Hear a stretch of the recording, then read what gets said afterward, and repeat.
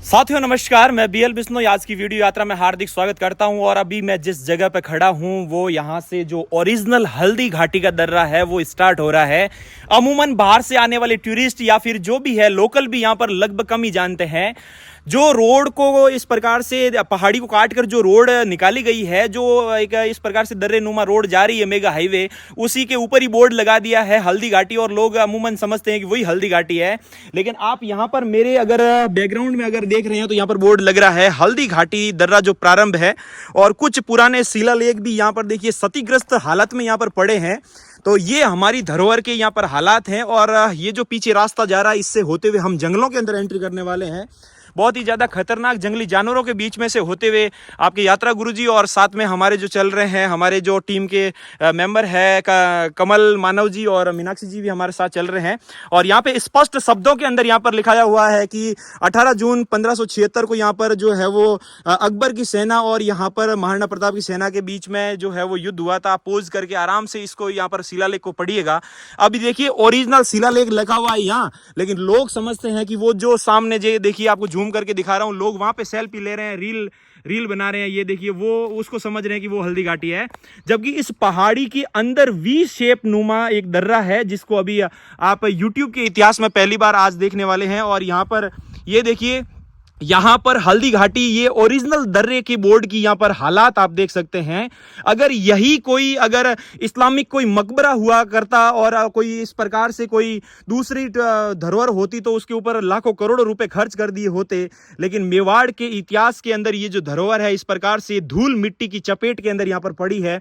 और हम जब इस प्रकार के ऐतिहासिक स्थानों पर आते हैं तो हम खुद को ग्लानि होती है कि किसी न प्रकार से जो मुगल बादशाहों ने हमारे हिंदू धर्म के जो मंदिर और इमारतें तोड़ तोड़ कर वहां पर मकबरे बना दिए, मस्जिद बना दी, वहां पर उनका जो है वो डेवलपमेंट देखिए एकदम महल जैसे बनाए हुए। और हमारे जो यहाँ पर धरोहर यहाँ पर देखिए धूल मिट्टी की यहाँ पर इस प्रकार से हालात में पड़े हैं। तो चलिए दर्रे के अंदर मैं आपको लेके जा रहा हूं, दिल थाम के बैठिएगा। और किस प्रकार से देखिए जंगल को चीरते हुए झाड़ियों में से होते हुए हम अंदर जा रहे हैं और आपको पूरा जो है वो असली दर्रा दिखाते हैं जहां पर अकबर और महाराणा प्रताप की सेना के बीच में भीषण घमासान युद्ध हुआ था।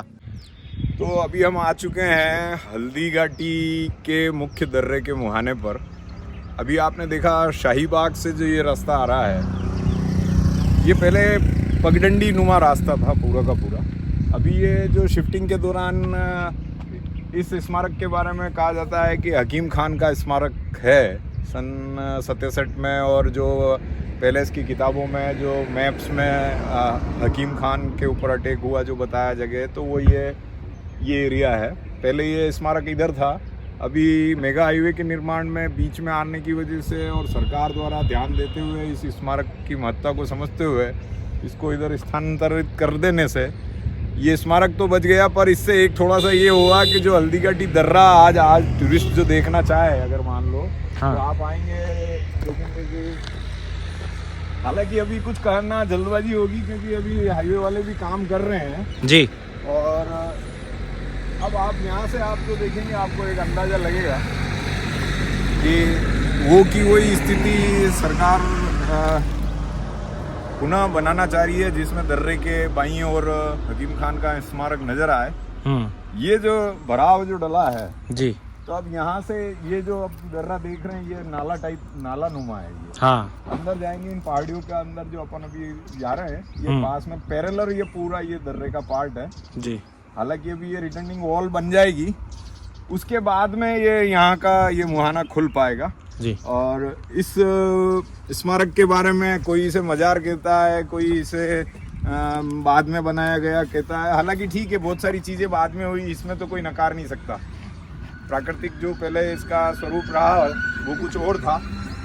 आज ये जगह भी हमारे लिए इतिहास के दृष्टि से और उस इतिहास की उस शौर्य गाथा के रूप में अगर देखें तो आप उसको इमेजिन करिएगा कि प्रताप की सेना के अंदर प्रताप ने अपने चंद्रावल दस्ते के अंदर हरावल में और जो सारे जाति के लोगों को जो सम्मिलित किया, सबको जिम्मेदारियां दी, युद्ध की और पूरी पहाड़ियों के अंदर व्यू रचना रची, तो सेनापति उस समय हकीम खान पठान को बनाया गया।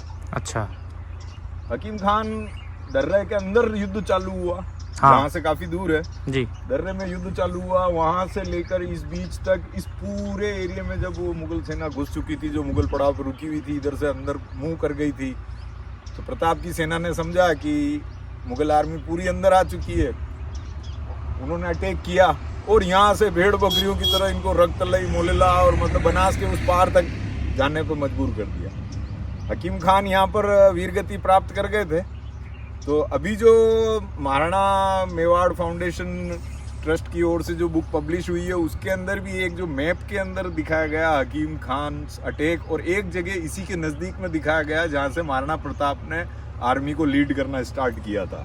तो ये एक तरह से सर्टिफाइड भी होता है, पर फिर भी इतिहासकारों को और सरकार को इस विषय पर एक गंभीर चिंतन मनन कर इन स्मारकों को जाति विशेष की संज्ञा न देते हुए शहीद स्मारकों की जो एक संज्ञा होती है ना, जैसा शहीद स्मारकों का एक पैटर्न होता है जी जी, कि शहीद है तो उसको शहीद की एक ही जाति होती है, वो शहीद होता है, बस वो शहीद होता है, उसकी कोई जात नहीं होती। तो जातिवादी तरीके से कि मैं कहूँ कि ये सिर्फ मेरा आस्था का केंद्र है या आपकी आस्था का केंद्र हिंदुओं का है, मुस्लिम का है, तो ये सारी बातें यहाँ गौण हो जाती है।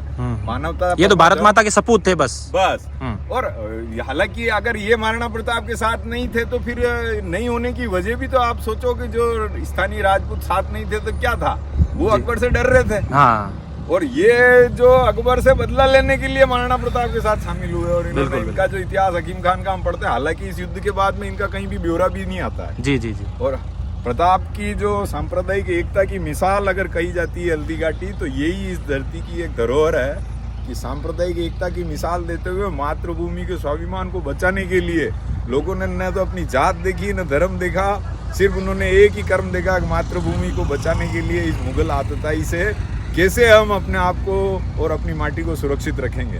तो हल्दी घाटी के दर्रे का जो सेकंड मुहाना है, जहाँ से मुगल आर्मी ने अंदर अटैक किया था, और हकीम खान का ये स्मारक कहा जाता है।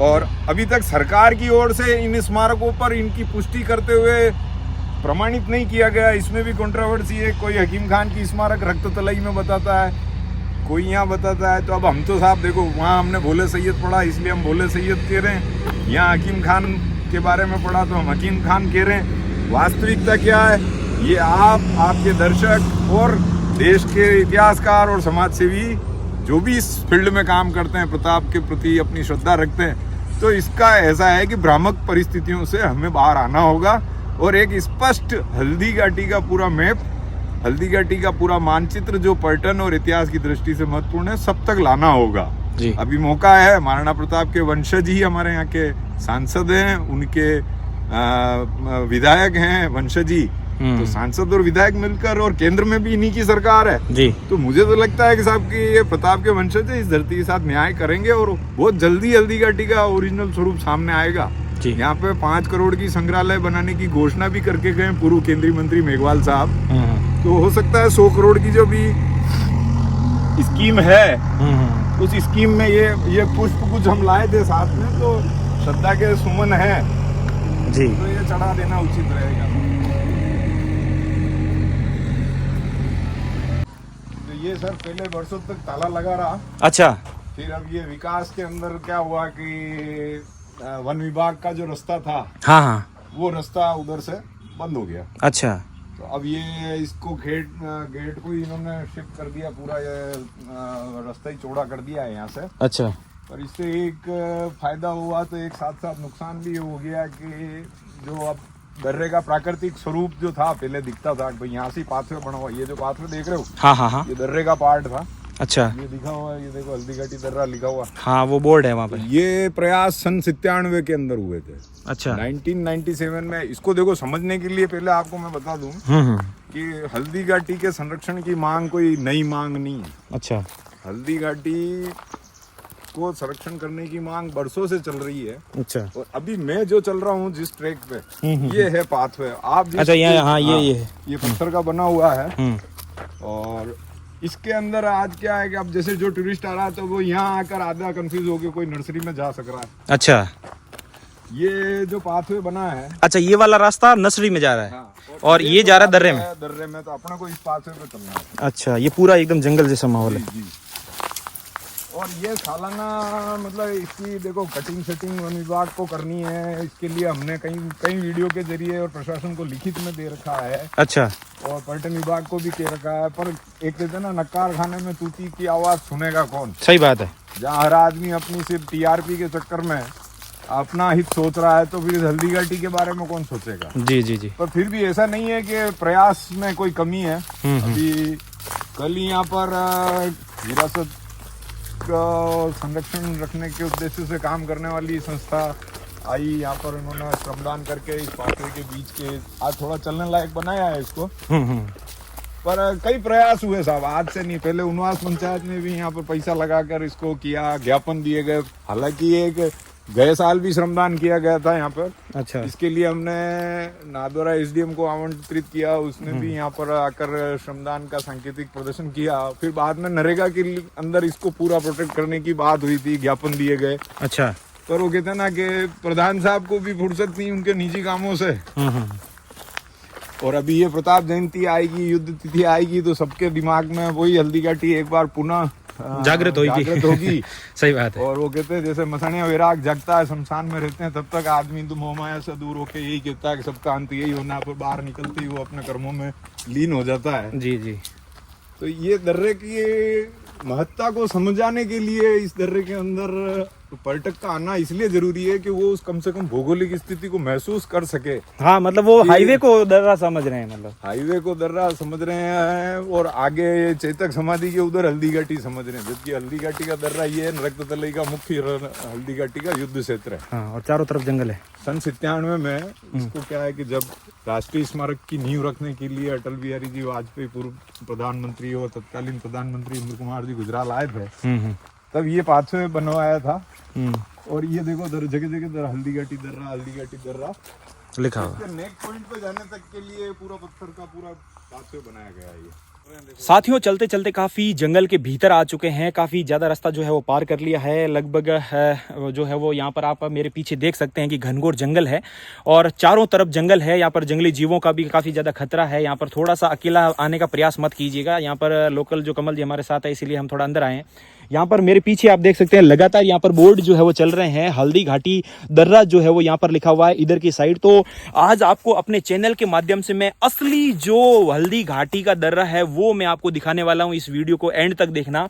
जंगल के अंदर है और इस प्रकार से ये पाथवे जो है वो यहाँ पर बनाया गया है ये चलने के लिए। और यहाँ पर कोई भी टूरिस्ट नहीं आता है क्योंकि यहाँ पर आना पॉसिबल ही नहीं है और ना ही लोग जानते होंगे तब आएंगे ना। तो आपको जो एंट्री पॉइंट मैंने आपको दिखाया वहाँ से जैसे ही आप अंदर एंट्री करोगे तो ये ऐसा देखिए, यहाँ पर चलने लायक ये रास्ता जो है वो पत्थरों से बनाया गया है और चारों तरफ ये देखिए जंगल ही जंगल है। और यहाँ से होते हुए जो है वो हम दर्रे की ओर बढ़ रहे हैं और आपको असली हल्दी घाटी दर्रे का जो है वो दर्शन करवाते हैं किस प्रकार से है। और 2 साल पहले जब मैं यहाँ पर आया था तो दोस्तों मैं यहाँ पर अकेला जो है वो इस दर्रे के अंदर गया था। आपने उस वीडियो को लाखों में देखा, बहुत ही ज़्यादा प्यार दिया। तो 2 साल बाद वापस मुझे इस पवित्र स्थान पर आने का मौका मिला और चारों तरफ देखिए बहुत ही घनघोर गहरे यहाँ पर झाड़ आपको देखने को मिलेंगे और ये इस प्रकार का पाथवे है। और जैसा कि वो लोग आगे जा रहे हैं उस हिसाब से अपने को भी आगे जाना है। और चलिए चलते हैं दर्रे की ओर, आगे बढ़ते हैं भाई।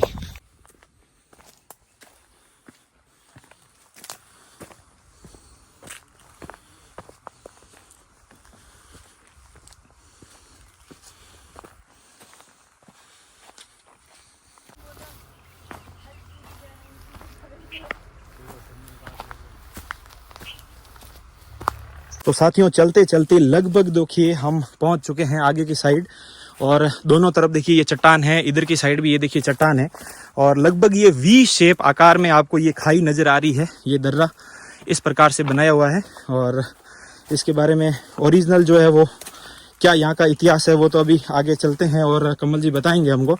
लेकिन चलते चलते आप देखिए चारों तरफ ऊंची पहाड़ियाँ और ये बड़े बड़े पेड़ है और गोरिल्ला पद्धति के माध्यम से यहाँ पर युद्ध लड़ा गया था और वो किस प्रकार से लड़ा गया था वो अभी आपको बने रहिए, पूरा वीडियो यात्रा में अभी आपको दिखाते हैं। लेकिन और थोड़ा सा भीतर चल लेते हैं दर्रे के अंदर।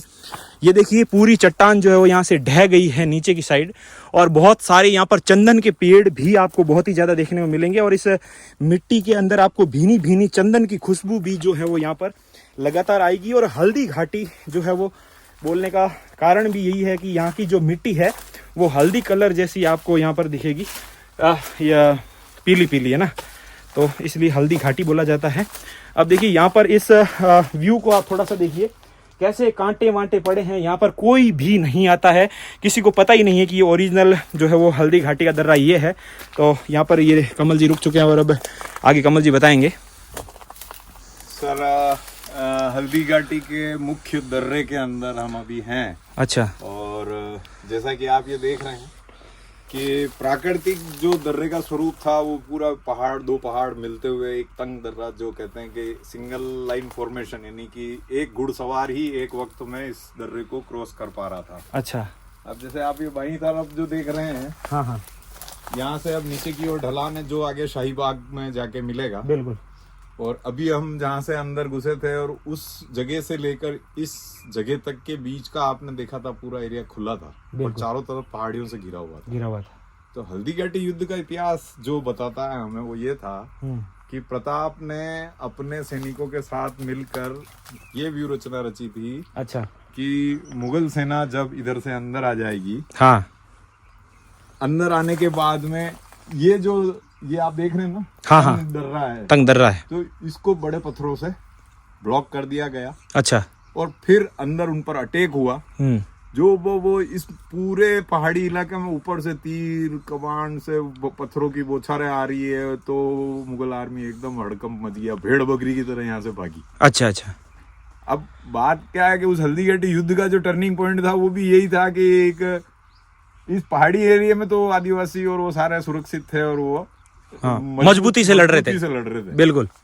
गफलत ये हुई कि जिस तरह से आपने देखा वो सांकेतिक रूप से जो हकीम खान का स्मारक बना रखा है जी, बताते हैं कि हकीम खान वहाँ वीर गति प्राप्त कर गया था। जी जी। तो उस जगह से अगर आप इस जगह का पीछे का पूरा ब्यौरा करेंगे तो ये समझ लो हल्दी घाटी का प्रथम आक्रमण यहीं हुआ था और यहीं से हल्दी घाटी युद्ध शुरू हुआ। और फिर जब आगे रक्त तलई तक युद्ध हुआ, रक्त तलई में भयंकर मारकाट मची, तो प्रताप ने हकीम खान के वीरगति प्राप्त करते ही, जैसा कि बताते हैं कि सेनापति के मरने के बाद राजा ही खुद सेना की कमान संभाल लेते हैं, तो प्रताप ने मोर्चा संभाला और रक्त तलई में भीषण मारकाट हुई, वहां पर घोड़ा घायल हुआ, फिर घोड़ा वापस उनको घायल अवस्था से लेकर आगे एक चेतक नाला है जो जिस नाले को उन्होंने छलांग लगाई थी घोड़े सहित प्रताप ने, तो वो भी आप देखेंगे। पर आप इस पूरी भौगोलिक स्थिति को समझिए कि ये बियाबान जंगल रहा उस समय। अच्छा।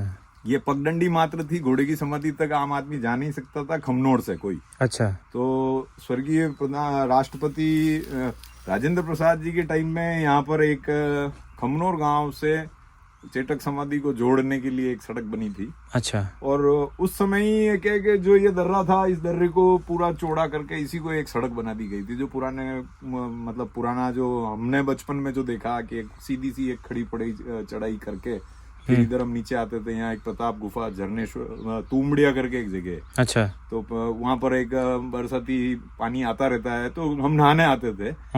तो उससे मुझे याद है कि बाद में जब 97 में ये सरकार ने क्या करा कि भाई इस दर्रे का प्राकृतिक स्वरूप बचाने के लिए इसको वापस से देखिए पत्थर चुन के इसको संकड़ा किया गया। अच्छा। ये तो रोड बन गया था। तो एक साइड तो आप देख रहे हो प्राकृतिक स्थान है, पूरा प्राकृतिक पहाड़ी है, और एक तरफ ये पत्थर की चुनाई करके ये वापस से इसको पूरे संरक्षित किया गया ताकि वो स्थिति बनी रहे, ताकि इतिहास को लोग समझ सके कि वास्तव में क्या व्यू रचना थी। अभी जैसे आप ये देख रहे हो ना, ये तंग दर्रा है, अभी मान लो उधर से कोई रास्ता बंद कर ले और ऊपर से मेरे ऊपर पत्थर आ रहे हैं तो मरना निश्चित ही है। बिल्कुल बिल्कुल। आप सामने खड़े हो, हाँ बिल्कुल, इधर से रास्ता बंद कर दिया, अब जाएगा तो जाएगा, ऊपर से बरसात हो रही है। पूरी उस समय की जो रचना हुई, तो यहाँ से जो भाग के गए आप उस मुहाने तक देखोगे तो आपको आइडिया लग जाएगा कि आगे जितना हम अभी आए हैं उससे थोड़ा कम या ज्यादा इतना ही जगह अभी तक शेष है। अच्छा। अब हमारी जो सरकार से मांग है, हम सरकार से इसलिए मांग कर रहे हैं, वैसे तो ये भामाशाहों की धरती है। हाँ हाँ।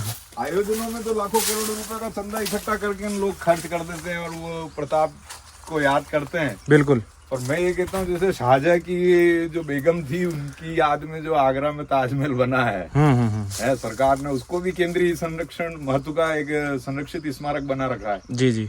तो मैं तो ये कहूंगा साहब, शाहजहाँ की श्रीमती जी मुमताज जी जितनी मशहूर हुए कर आज जो राजस्थान क्या केंद्र सरकार को इनकम करवा रही है, हाँ हाँ तो कुछ नहीं हो, खाली एक दिन की इनकम ही आप हल्दीघाटी में खर्च करवा दीजिए, बिल्कुल। तो ये भी आपके उस समकक्ष आ जाएगा। वहाँ 240 रुपए आप टिकट ले रहे हो, मैं तो कह रहा हूँ यहाँ खाली आप 2 रुपए टिकट लो, हाँ और अंदर यात्री आ सके और वो इतिहास को समझ सके, ऐसा कोई प्रयास हो जाए। बिल्कुल बिल्कुल। पुनः आपके चैनल के माध्यम से भी मैं सरकार तक ये बात पहुंचाना चाहता हूँ कि सरकार को यहाँ पर कोई लाखों करोड़ों रुपए खर्च नहीं करने। हाँ, ये तो वैसे ऐतिहासिक है, यहाँ कोई मार्बल पत्थर तो लगाने है नहीं, बस थोड़ा सा संरक्षित करना है। सरकार को सिर्फ और सिर्फ ये कि जितने लोगों ने सुई रख के तलवार उठाई है महाराणा प्रताप के नाम से, बिल्कुल, भामाशाह वो घोषित हुए जिन्होंने सुई रख के तलवारें उठा ली है। बिल्कुल बिल्कुल। कई पत्रकारों ने भी हल्दीघाटी पुरस्कार प्राप्त कर लिए हैं। बिल्कुल बिल्कुल। लेकिन आज ओरिजिनल दर्रे की हालात ये है, हालात देख लो साहब। मुझे तो बड़ी ये कहते हुए शर्मिंदगी महसूस होती है कि आज जब हम बाहर किसी को कहते हैं कि हम हल्दीघाटी से हैं, और जब हल्दीघाटी को हम उस मैप के अंदर देखते हैं ना कि राष्ट्रीय स्मारक घोषित होकर भी राष्ट्रीय स्मारक का लैंडमार्क उसमें नहीं मैप में आया है, तो साहब हमें तो बड़ी शर्मिंदगी महसूस होती है कि हम स्थानीय होकर भी उतने प्रयास नहीं कर पा रहे हैं जितने करने चाहिए इस मिट्टी के लिए। सही बात है साथियों। मैं थोड़ा सा दर्रे के ऊपर चढ़ गया हूँ, बहुत ही ज्यादा कंटीली झाड़ियां यहाँ पर है। देखिए, इन झाड़ियों में से ऊपर होता हुआ आया हूँ। आप जैसा कि देख सकते हैं, मीनाक्षी जी और कमल जी जो है वो नीचे दर्रे के अंदर खड़े हैं, और ये पूरा व्यू पॉइंट है। और इधर की साइड थोड़ी सी आप अपने चक्षुओं से दृष्टि डालेंगे तो यहाँ पर ये बिल्कुल दर्रे का स्वरूप नजर आ रहा है, लेकिन पीछे की साइड देखिए सड़क है, लेकिन सड़क नजर भी नहीं आ रही है। इतनी गहरी झाड़ियाँ और ये इस प्रकार से कंटीला मार्ग ये पूरा दर्रे के अंदर है, तो नज़र भी पार नहीं हो पा रही है। और आसपास आप देखिए जो बबूल के बड़े बड़े पेड़ हैं, पूरा घनघोर जंगल है टोटली। और थोड़ा सा मैं आपको ऊपर से दर्रे का जो है वो व्यू दिखाता हूँ। देखिए, तो भाई ये जंगल है, एक साइड ये पहाड़ियाँ हैं, दूसरी साइड वो पहाड़ी है, और बीच में ये दर्रा है। और ओरिजिनल जो युद्ध कमल जी यही हुआ था सर। अब ओरिजिनल युद्ध का आरंभ पॉइंट इसे इसलिए कहा जाता है कि जैसे आप इस नेहरू वैली को देख रहे हैं ना, तंग जी जी को, जी, तो राजा मान सिंह के नेतृत्व में जो अकबर की सेना थी, हाँ, सेना का जो प्रथम भाग था वो पूरा का पूरा इस दर्रे के अंदर आ गया था। अच्छा। फिर जब प्रताप की सेना ने देखा पीछे, उनको ये नहीं, क्योंकि वो तो सेना का एक भाग आया था पूरा। जी जी। अब मुगल आर्मी का जो दूसरा पार्ट था वो कहते हैं मोलूले के वहां तक सुरक्षित पड़ा जी, हुआ था। हाँ। जब पहला दस्ता वो आक्रमण महाराणा प्रताप की सेना का नहीं झेल पाया, हाँ हाँ, और यहाँ से उनको अब 3 किलोमीटर दूर रक्तलई के अंदर जो मारकाट मची जी, और फिर उस दिन के अंदर एक घटनाक्रम और हुआ। इतिहासकार बताते हैं कि 18 जून 1576 को युद्ध के बाद में उस दौरान एक बारिश भी आई। अच्छा। और ये जो नाले का आप स्वरूप देख रहे हो, ये आगे जाके माना तालाब और नदी के अंदर जाके मिलता है बनास। अच्छा। नदी नाले सारे नदी में जाके, हाँ हाँ, सारे नदियों में जाके मिलते हैं। हाँ हाँ, तो ये बनास में जाके मिलता, तो ये पानी के साथ में भी खून बह के गया। अच्छा। यहाँ पे भी लाशें गिरी है हर जगह। यहाँ तो कहते हैं कदम कदम पे लाश गिरी। जी जी जी। तो कदम कदम पे जो लाशें गिरी हजारों की संख्या में, हाँ हाँ, और फिर वहाँ जो रक्त का ताल भरा था, हाँ हाँ, तो युद्ध का जो मुख्य क्षेत्र कहलाया जाता है, आरंभ पॉइंट हल्दीघाटी का दर्रा, और जो मुख्य युद्ध क्षेत्र रक्तलई में हुआ। और वहां से फिर इतिहास बदला कि घोड़ा अपने स्वामी को बचाते हुए घायल अवस्था में 3 टांग पर लेके गया। तो उसके बारे में कई किदुंतियां हैं। कोई कहता है डाबुन की पहाड़ियों में से आया, कोई कहता है इधर से आया। हम इस सब विवादों में नहीं जाते हैं और सीधे हम वहां चलते हैं, हाँ, जहां पर उस चेतक ने उस नाले को लांगा। जी जी, क्योंकि कोई ऐसा रूट मैप नहीं है। नदी नालों के किनारे से ही घोड़े जाते थे, ऐसे खड़ी पड़ गाड़ियों में घोड़े नहीं चलते थे जी। तो जहाँ भी उसको नदी के किनारे या नाले के किनारे रास्ता मिलता था, तो ये हल्दीघाटी का इस मिट्टी की जो आपने तो हालांकि बता ही दिया कि चंदन वन के रूप में 256 हेक्टेयर का ये कहते हैं कि चंदन वन भी हुआ करता था। अब धीरे धीरे चंदन की कमी हो गई और बबूल के पेड़ ज्यादा उग गए जी। और इसका कलर ये देखो, चंदन की माटी है, जो इसको कहते हैं इस मिट्टी से तिलक करो, ये धरती है बलिदान की। बिल्कुल बिल्कुल। तो ये मिट्टी नसीब होना भी बहुत सौभाग्य की बात है। कर्म अच्छे होते हैं तो ये मिट्टी हमारे सिर पे चढ़ती है, अपने आगोश में लेती है। अगर हमारे कर्म ही अच्छे नहीं होंगे तो न तो हम यहाँ आ पाएंगे, और न हमें ये मिट्टी अपने आंचल में कहीं आंचल देगी कि भैया तुमको हम यहाँ। और कमल जी ऐसा भी कहते हैं ना कि नए जो शिशु होते हैं उनको इस मिट्टी का पान कराया जाता है, ताकि वो ऐसी मान्यता है कि महाराणा प्रताप जैसा हष्टपुष्ट बने। हाँ साहब, ये हमारे देश की एक सबसे बड़ी तासीर है। अच्छा। कि हमारा आध्यात्मिक दृष्टिकोण कहता क्या है कि ऑल इज द डस्ट। हाँ, मिट्टी में आए हैं, मिट्टी में जाना है जी। और इस मिट्टी का आपने शिशुओं के लिए बोला, तो मैं कहता हूँ सबसे प्यारा हमारा उदाहरण है कि श्रीनाथ जी को जो 7 साल के भाव से अभी नाथद्वारा में पूजा जाता है, जी जी जी, श्रीनाथ जी का स्वरूप। हाँ हाँ तो यही मिट्टी हाँ, मंदिर में जाती है, वहाँ उस मिट्टी को बारीक पीसा जाता है, अच्छा और उसके पेड़े बनते हैं। अच्छा, तो बच्चों को भी ये जैसे कैल्शियम की कमी होती है तो वो मिट्टी चखाते हैं ना, हाँ हाँ तो हाँ, हमारे ठाकुर जी को भी ये कि इसके चंदन के पेड़े, ये वाले चंदन का महत्व देके चंदन के पेड़े के रूप में ये मिट्टी चढ़ती है। अच्छा आप नाथद्वारा मंदिर जाएंगे तो पीतम पोली के वहीं पास में एक गट्टी लगा रखी है और वहाँ ये पत्थर पीसे जाते हैं। जी जी, तो ये तो है साहब, इसकी मिट्टी के अंदर तासीर है। बिल्कुल, मैं तो कहूँगा इस मिट्टी ने तो हमें भी बहुत कुछ दिया था। अच्छा अच्छा अच्छा, नवी जना के कमल भी था तो ठाला ही करता रहेंगे, मैं जो कहा हमारा जो करना मैं कर लूँ, और हमारा यही मिट्टी ने जो करना हुआ कर दी। तो साथियों, दर्रे के ऊपर जो है वो मैं यहाँ पर खड़ा हूँ और थोड़ा सा मैं युद्ध का दृश्य जो इतिहासकार जैसा बताते हैं और जैसा कि कमल जी ने बताया, तो मैं अपने मुखार बिंदु से थोड़ा सा आपको शॉर्ट में समझाना चाहता हूँ कि वो सामने से जे आप देख सकते हो कि ये इस प्रकार से ये दर्रा है। तो महाराणा प्रताप जी की जो आदिवासी सेना थी, जो भील सैनिक थे, वो पूरे इन जो है वो यहाँ पर छुपे हुए थे, इन झाड़ियों में, इन पहाड़ियों पे ऊपर छुपे हुए थे यहाँ पर, क्योंकि वो बिल्कुल कम संख्या में थे और वो थे हजारों सैकड़ों की तादाद में थे। तो जैसे ही मुगल सेना जो है वो इस दर्रे के अंदर एंट्री की, तो उन्होंने इन पहाड़ियों से ऊपर से तीर कमान और भालों से और पत्थरों से बौछार की और उनको पूरा जो है वो लाश में तब्दील कर दिया था। तो ये कुछ यहाँ पर जो है वो युद्ध का सीन रहा था उस टाइम का। और जैसा कि कमल जी ने बताया कि भीषण जो है वो वर्षा हुई थी यहाँ पर, तो वो उस वर्षा के कारण जो यहाँ का जो नाला है वो पूरा का पूरा जो है वो लाल पानी बन गया था खून की वजह से। और वो लाल पानी यहाँ से 3 किलोमीटर नीचे जो रक्त तलाई नामक स्थान है वहाँ पर जाके तालाब बन गया था और पूरा लाल खून जैसा पानी वहाँ पर इकट्ठा हो गया था। तो ये कुछ यहाँ का सीन है। तो अभी फिलहाल आपकी यात्रा गुरु जी स्वयं खुद जो है वो वापस दर्रे के अंदर एंट्री करते हैं और इस मिट्टी का जो है वो हमें भी तिलक लगाने का सौभाग्य मिला, तो हम भी नीचे उतर कर दर्रे की मिट्टी का तिलक लगाते हैं। क्या पता वापस यहाँ पर आना पॉसिबल हो या नहीं हो, जिंदगी का कोई भरोसा नहीं है। हो सकता है मेरी लाइफ का ये आज आखिरी दिन हो, कल का सूरज मैं ना देख पाऊँ, क्योंकि कुछ भी नहीं कह सकते। जितनी भगवान ने सांसें डाली है उतना ही हम जी पाएंगे। तो जो जितना मूवमेंट जो है वो हम अभी प्रेजेंट में जी रहे हैं और इस पावन धरती के ऊपर जो रह के यहाँ की जो भीनी भीनी चंदन की खुशबू मैं अपने आप में महसूस कर रहा हूँ, और इस धरती पर यहाँ पर आना और इस धरती को नमन करना ये अपने आप में सौभाग्य है। मैं तो सोचता हूँ कि लोग ये केदारनाथ, बद्रीनाथ, काशी विश्वनाथ यहाँ पर जो है वो यात्राएं करते हैं। मैं कहता हूँ कि यहाँ पर इस धरती पर आकर इस मिट्टी का एक बार अगर आपने तिलक लगा लिया तो आपका जो है वो मानव जीवन सफल हो जाएगा, मैं तो ये मानता हूँ। और मेरे कोई न कोई पिछले जन्म के कर्म किए हुए थे कि ये मेरा दूसरा सौभाग्य यहाँ पर मुझे प्राप्त हुआ है कि यहाँ पर इस धरती पर मैं खुद अपने जो है वो कर कमल यहाँ पर रख पाया हूँ, और वो भी कमल जी के साथ में। तो बहुत ही ज़्यादा खुशनुमा हूँ मैं। और कहीं ना कहीं वो कहते हैं ना कि कोई अच्छे पुण्य किए हुए हो तो ही इस धरती पर आ पाते हैं, बाकी तो फिर हाईवे पे लोग, दुनिया भीड़ निकल ही रही है, भेड़ चाल चल ही रहा है। रील का ज़माना है, इंस्टाग्राम का ज़माना है, और आजकल सोशल मीडिया पे इस प्रकार की चीज़ें कोई नहीं दिखाता है और ना ही कोई देखना चाहता है। बस लड़कियां कमर हिलाती है, उनको लाइक मिलते हैं, फॉलो करते हैं, लेकिन इस प्रकार की अपने जो धरोहर पैलेस है उनको प्रमोट करना जरूरी है। आने वाली पीढ़ियाँ, जो मेरे बच्चे होंगे, मेरे पोते होंगे, मेरे पड़पोते होंगे, वो यहाँ पर वो जान पाए कि वाकई कोई सालों पहले यहाँ पर कोई युद्ध हुआ था और यहाँ पर ऐसा कुछ एक मूवमेंट हुआ था। लेकिन धीरे धीरे अब अगर इनको संरक्षित किया जाएगा, जैसा कि कमल जी बता रहे, सरकार को इन स्थानों पर ध्यान देना चाहिए, वरना तो फिर ये खाई ऐसे ही पूरा इधर से इधर मिट्टी ये पूरी अंदर गिर के ये पूरा ब्लॉक हो जाएगा और ये दर्रा का स्वरूप जो है वो खत्म हो जाएगा।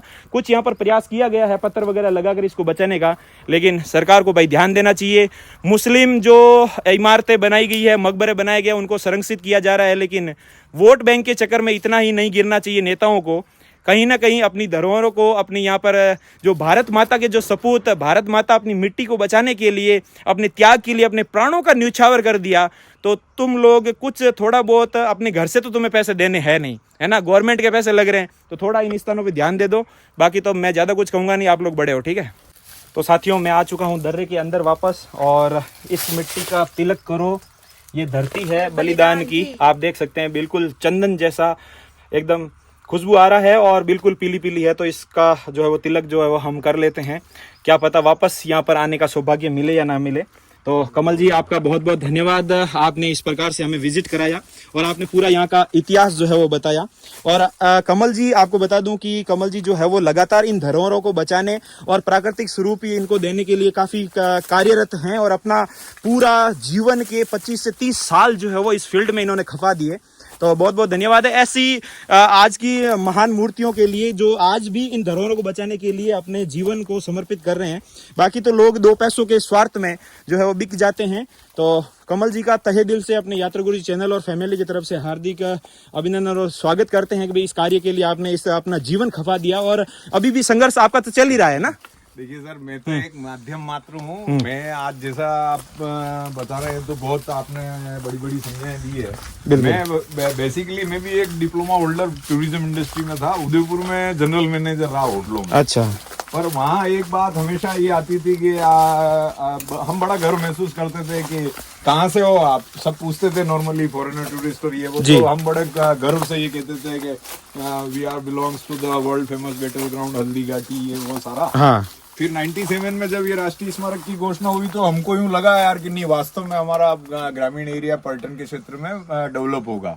सन 2000 के अंदर एक अंतरराष्ट्रीय स्तर की एक सेमिनार उदयपुर में आयोजित की गई थी, जिसके अंदर rural tourism development in India करके एक सब्जेक्ट पर डिस्कशन हुआ था। अच्छा। जिसमें देश के ख्यातनाम लोग जुड़े थे। यूसीसीआई और फिक्की ने इसका आयोजन किया था।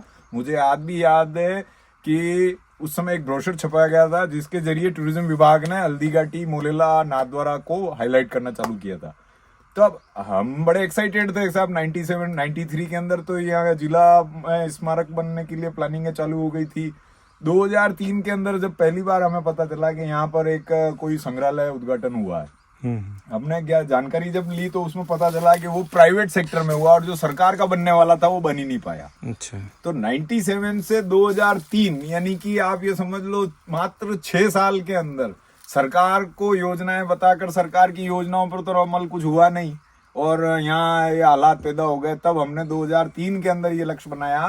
पर्यटन विभाग में जब पता किया तो उन्होंने हमें, एक अधिकारी है उसका भी मैं नाम लेना उचित समझूंगा, क्योंकि अगर वो पर्यटन का अधिकारी जो विकास जी पंड्या है, अगर वो ये बात मुझे नहीं बोलते तो शायद मैं भी मेरी लग्जरी लाइफ नहीं छोड़ता। ये मैं बड़े कड़वे अनुभव से ये बात बता रहा हूँ कि मैं उस समय एक रिजोर्ट, राजपूताना रिजोर्ट जो संस्था अभी रन कर रहा है उसमें जनरल मैनेजर रहा। ये लोग ऐसे धरोहर को खराब कर रहे हैं, ये कचरा भी फेंक रहे हैं यहाँ पे। हाँ, ये पॉइंट बहुत गलत है, क्योंकि ये भाई जो भी कूड़ा करकट आप साथ में लाते वो अपने साथ में वापस लेके जाओ बाहर। ताजा है, कल के हैं ये। अच्छा, ये गलत बात है। धरोहर पे इस प्रकार से गंदगी ना फैलाएं भाई। अरे एक्चुअली क्या हो रहा है यार कि मैं बताऊँ यार कि मेरे से ही गलतियाँ होती है। सबसे बड़ी बात है मैं गलतियों से सीखा हूँ हर चीज। अच्छा। इसलिए दूसरों को ये कहता हूँ कि तुम मेरे को देख के सीख जाओ, गलतियों से मत सीखना। भाई साहब, टारगेट क्या है सबका कि भाई इस ऐतिहासिक धरोहर का संरक्षण हो। बिल्कुल। और ये आप कह रहे हो कमल मानव ये कर रहा, बाकी कमल तो खुद ही कुछ नहीं कर पा रहा है। कह रहा है कुछ नहीं कर पा रहा हूँ मैं तो भाई साहब। लेकिन वो आपका कार्य जो है वो हमें दिख रहा है, निरंतर आप जो प्रयास कर रहे हैं। कुछ नहीं है, मेरे को तो मेरी खुद के ऊपर मेरे को लोग इस मामले में यहाँ तक कहने लग गए कि कमल जी यार आप किसी मेंटल डॉक्टर से राय लो, आपके दिमाग में हल्दी घाटी चढ़ गई। अच्छा, तो यही तो पागलपन है मातृभूमि के पीछे। वो वीर जो वीर शहीद हुए थे उनके भी तो यही पागलपन आपके वाला ही तो था मातृभूमि के प्रति। तभी तो वो डेडिकेशन से मर पाए और शहीद जो है वो हो पाए अपने जान को बाजी पे लगाकर। बाकी तो आजकल आपको पता है कि लोग, एक छोटा सा कांटा भी चुभ जाए तो कितना दर्द होता है, लेकिन उन्होंने भाले और तलवारों की मार सही है। तो ये बात है सब आपकी मालिक। मैं एक बात बताता हूँ, आज की जो नई जनरेशन है ना वो कंफर्ट जोन से बाहर आना ही नहीं चाहती है। आज मोबाइल पे बैठ के आपके इस वीडियो को हजारों लोग देखेंगे, बिल्कुल लाखों लोग देखेंगे, और मैं तो कहता हूँ करोड़ों देखना चाहिए।